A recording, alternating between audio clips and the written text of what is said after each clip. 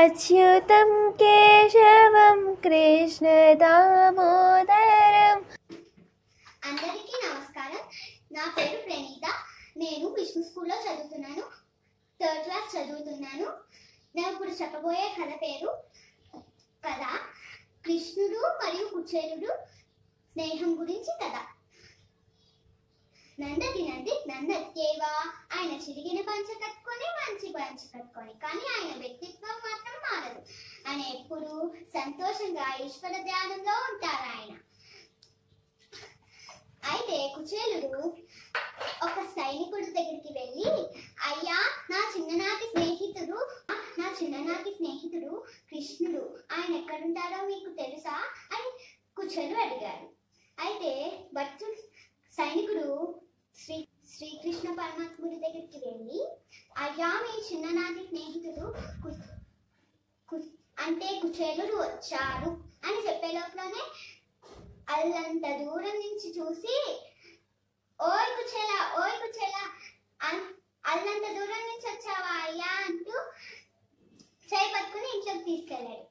అయితే అప్పుడు, ఓ రుక్మిణి, నా చిన్ననాటి స్నేహితుడు కుచేలుడు వచ్చాడు, దాదా బంగారు చెంపు తీసుకురా అని శ్రీకృష్ణ పరమాత్ముడు చెప్పాడు.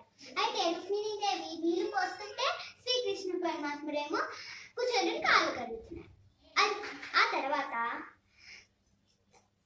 వాళ్ళు శ్రీకృష్ణ పరమాత్ముడు మరియు వాళ్ళ చిన్ననాటి జ్ఞాపకాలు గురించి మాట్లాడుకుంటున్నారు. ఓయ్ కుచేలా, మీరు ఎలా ఉన్నారు? మీ భార్య పిల్లలు బాగున్నారా అని శ్రీకృష్ణ పరమాత్ముడు అడిగారు. తర్వాత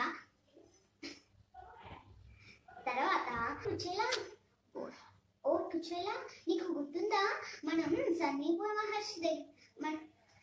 సందీప మహర్షి దగ్గర చదువుకునే రోజుల్లో మనం ఎవరి దగ్గరికైనా స్నేహితుల దగ్గరికి లేదా పెద్దవాళ్ళ దగ్గరికి వెళ్ళేటప్పుడు ఏదైనా తీసుకెళ్ళాలన్నారు కదా, నువ్వు కూడా నాకేదో తెచ్చుంటావు, నాకేం తెచ్చావో ఇవ్వు అంటూ ఒళ్ళంతా తరిమేస్తే ఆ చిరిగిన ఉత్తనీయంలో ఉన్న ఆ అటుకుల మూట పట్టుకున్నాడు. అయితే ఆ అటుకుల మూట తెరిసే లోపలనే, నీకు తెలుసా కుచేలా, నాకు పత్రమైన, పుష్పమైన, ఫలమైన, సశిలమైన నాకు ప్రేమతో, నాకు భక్తితో ఇస్తే అది నేను పరవాణంగా తింటాను, నీళ్ళైనా సరే అని చెప్పి ఆ అటుకుల మూట తీసేసాడు. తెరిచి, ఇదే మన స్నేహితుడంటే, నాకు అటుకులంటే ఇష్టం అని నీకు తెలుసు కదా, అందుకే నువ్వు అటుకులు తెచ్చి అది గుర్తు పెట్టుకుని తెచ్చావు కదా అని ఆ అటుకుల మూటలో పిడికెడు అటుకులు తీసుకుని పరామని తింటున్నాడు. ఎట్లా తింటున్నాడంటే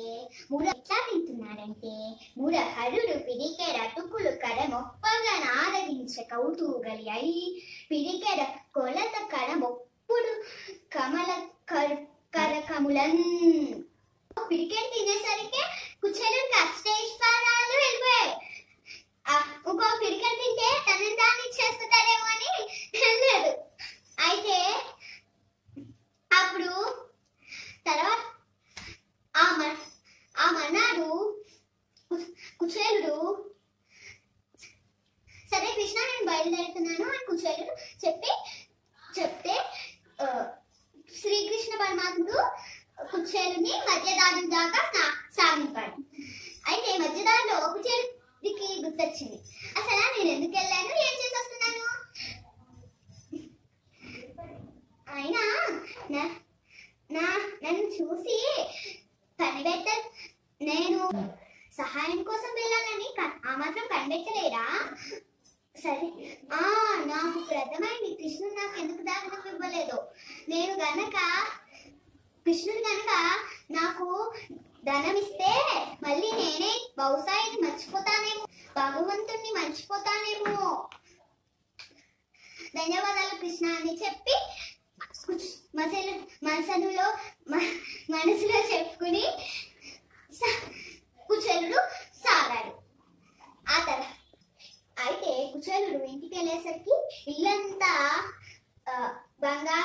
బంగారు ఇల్లు కింద మారిన చిన్న గుడిలో కాస్త. అయితే లోపలికి వెళ్ళి చూసేసరికి వాళ్ళ భార్య పిల్లలు ఒళ్ళంతా నగలతో ఉన్నారు. ఏంటి అప్పుడు వాళ్ళ భార్య చెల్లుడి కాలంతో ఉంటుంది.